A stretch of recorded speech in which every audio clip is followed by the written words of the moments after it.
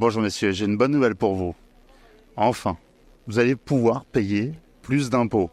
Est-ce que vous êtes heureux? Pas du tout, Mais pourquoi? parce que j'en paye suffisamment déjà.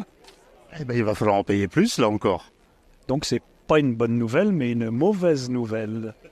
C'est super, ça fait 40 ans que j'entends pareil.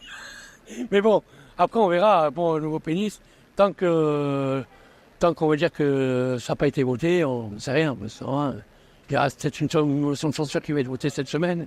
On ne sait pas comment ça se passer, quoi.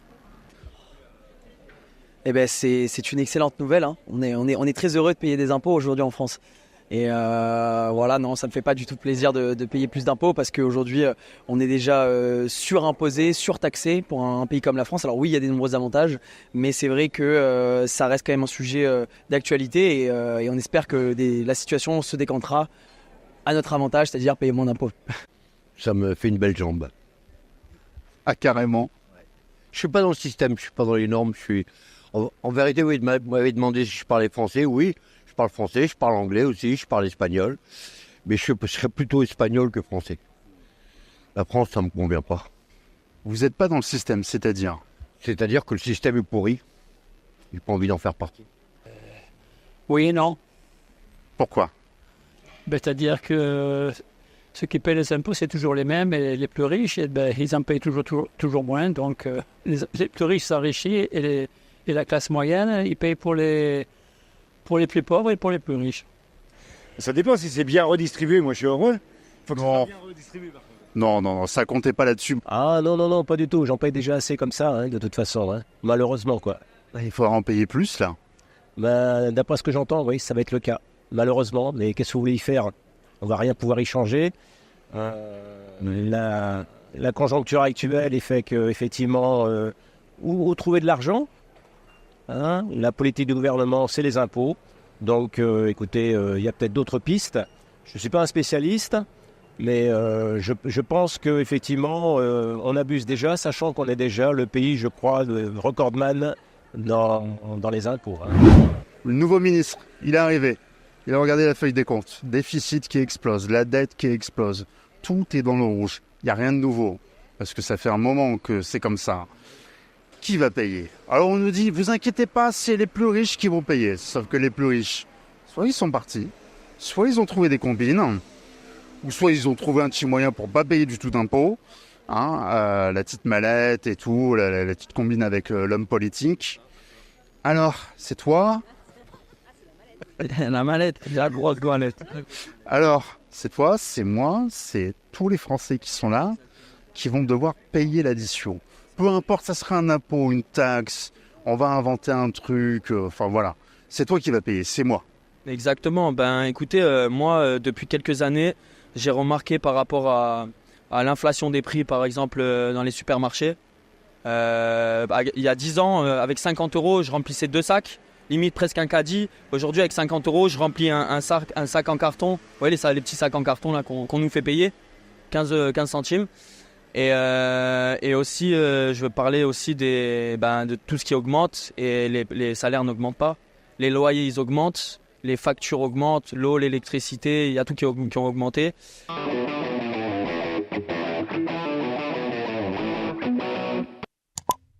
L'addition, il va falloir la payer. Et c'est toujours les mecs qui vont devoir payer l'addition. C'est vous, c'est moi, c'est tout le monde. Oui, c'est vrai, c'est tout le monde qui a payé. Après, il faut voir le juste milieu. Parce que si tout le monde doit payer les bêtises des autres, on va dire, bon, déjà, il faut arrêter les frais au niveau extra-européen, comme pour l'Ukraine, ou vendre des armes à droite et à gauche. Ça, c'est réduire les options militaires, ça ne sert à rien.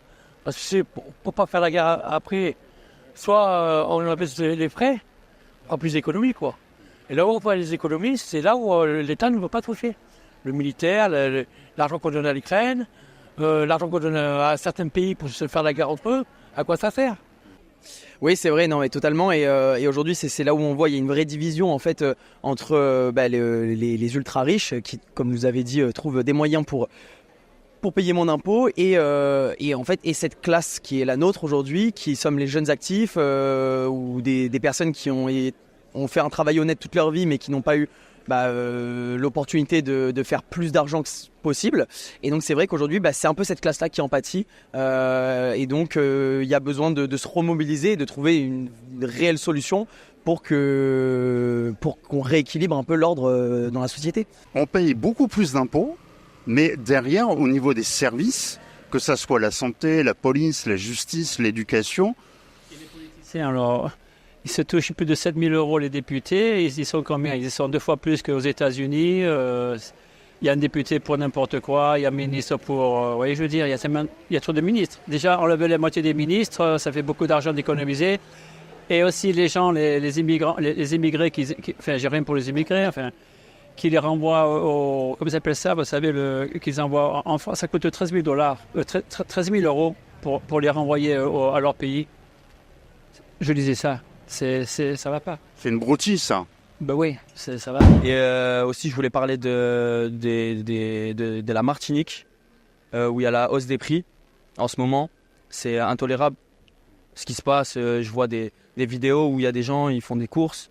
Et le prix des courses, c'est 300 € pour un paquet de lessive, 2-3 sacs de carottes, pommes de terre, tout ça et tout. Et ils payent des prix exorbitants. Et c'est intolérable, je comprends pas. Et c'est pas fini, hein. Et c'est pas fini. Ça va être... Enfin, voilà, absolument. C'est que le début de cette crise économique qu'on est en train de vivre. Parce qu'on va finir comme les Grecs. Ça, c'est une évidence. Bien lâché les Grecs, parce que les Grecs, ils ont coulé. Je me rappelle, à l'époque, il y avait eu la crise bancaire, tout ça. Ils n'avaient plus d'argent dans les banques. Je voyais ça aux infos et je me disais, oh merde, quand même, la Grèce, c'est un pays reconnu dans le monde. Et la France, je trouve qu'elle est en train de s'affaisser. Économiquement parlant, puisque nos dirigeants, ils sont en train de nous la faire à l'envers, hein, entre parenthèses, et de s'enrichir. C'est que des corrompus, en fait, c'est des vrais mafieux. Moi, je pense que la France, elle est partie un peu en sucette à partir de Sarkozy. Avant Chirac, tout ça, même Chirac, il avait pas voulu rentrer en guerre avec les États-Unis en Irak, tout ça. On n'avait pas de problème de terrorisme, il n'y avait pas tous ces problèmes-là et tout. Et je pense qu'à partir de ce moment-là, c'est un peu parti en sucette. Et la société a complètement changé et ça va péter, quoi. Enfin. Est-ce qu'il n'y a pas des économies à faire dans l'État déjà?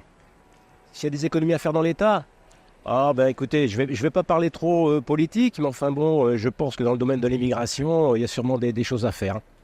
Mais bon, je veux pas du tout partir sur un sujet effectivement qui pourrait déraper ou quoi que ce soit.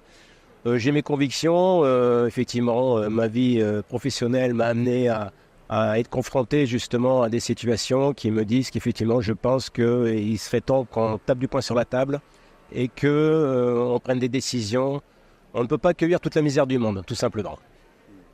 Nous, on est dans une démocratie, ok. Il ne faut pas vanter le nom démocratie, c'est en fait une fausse démocratie.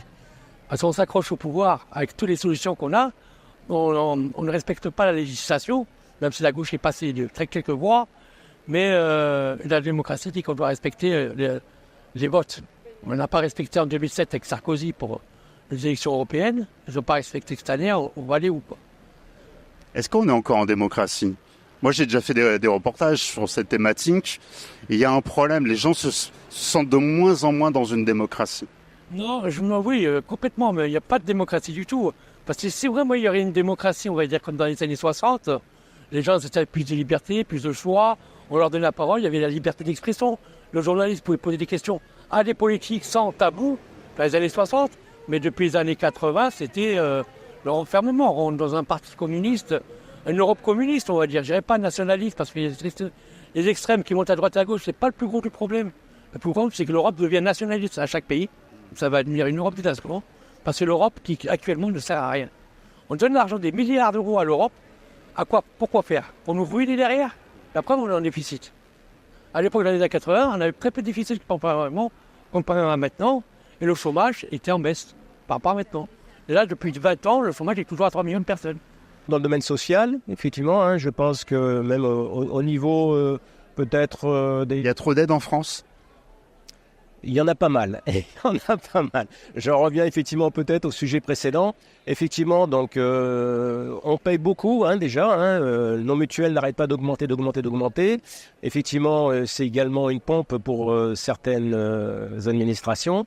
Mais le problème, c'est qu'effectivement, on paye beaucoup, quoi.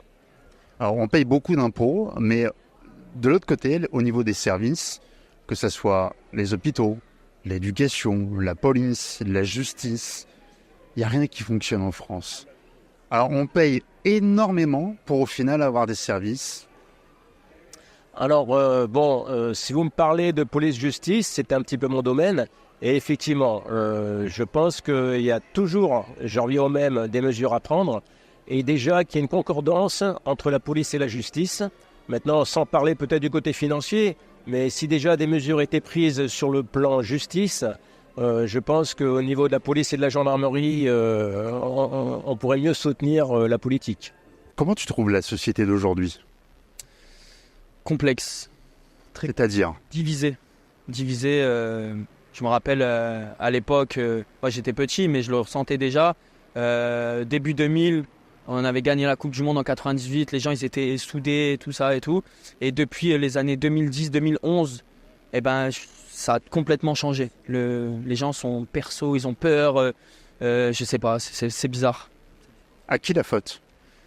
C'est nos dirigeants. Les dirigeants contrôlent les médias contrôlent les gens par la pensée, tout ça. Donc au final, c'est dû à ça, quoi.